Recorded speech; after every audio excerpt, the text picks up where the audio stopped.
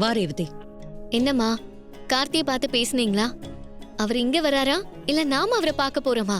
உனக்காக என் கௌரவம் அந்தஸ்து எல்லாத்தையும் விட்டுட்டு அவனை பார்த்து பேசி வர சொல்லியிருக்கேன். இன்னும் கொஞ்ச நேரத்துல அவன் இங்க வந்துருவான். அப்படியாம்மா? ரொம்ப சந்தோஷம். எனக்காக நீங்களே நேர்ல போய் கார்த்தியை கூப்பிட்டுருக்கீங்க. அவரை நான் நேர்ல பார்த்ததே இல்ல, இப்ப பார்க்க போறேன். அது நினைச்சா ரொம்ப எக்ஸைட்டடா இருக்கு.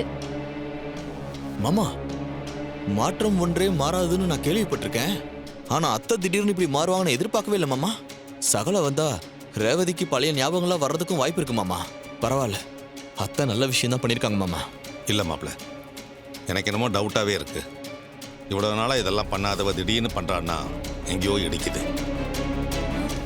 ராஜா சேதுபதியோட பேரை முத தடவையா நம்ம வீட்டுக்கு வராரு. நீங்க ஆரத்தி கரைச்சு ரெடியா வைங்க. சரிங்கம்மா.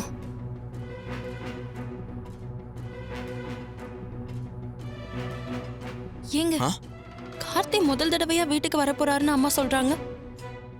ஆனா அவர் ஏற்கனவே ரொம்ப நாளா இந்த வீட்டுல தானே இருந்தாரு. அது ரேவதி பழசெல்லாம் மறந்துட்டால, அதனால அப்படி சொல்லியிருப்பாங்கன்னு நினைக்கிறேன். உங்ககிட்ட போய் கேட்டேன் பாருங்க. மாமா, சகல திரும்ப வரப்போறாரு மாமா. மாப்பிள்ள, நடக்கிறதெல்லாம் கனமான அன்னமான ஒன்றுமே புரியல. இதெல்லாம் நடக்கிறதுக்கு சாத்தியமே இல்லை. ஈஸ்வரி இப்படிலாம் பண்ணுறதுக்கு ஏதோ உள்குத்து இருக்கும்னு நினைக்கிறேன்.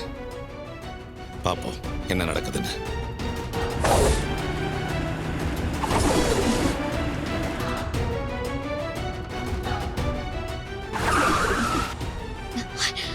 அம்மா, கார்த்தி தான் வந்துட்டாருன்னு நினைக்கிறேன். வாங்க.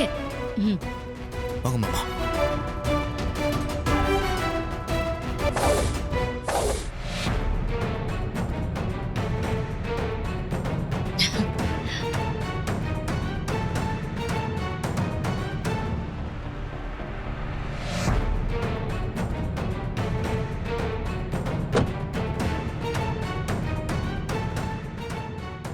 மாமா, என்ன மாமா, நம்ம சகல ஒருவன் பார்த்தா வேற ஒருத்தர் இறங்கி வரா.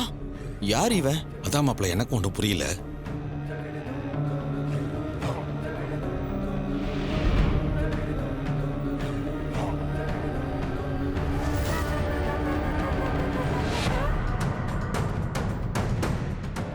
ரேவதி, நீ பார்க்கணும்னு ஆசைப்பட்டியே கார்த்தி, அது இவர்தான்.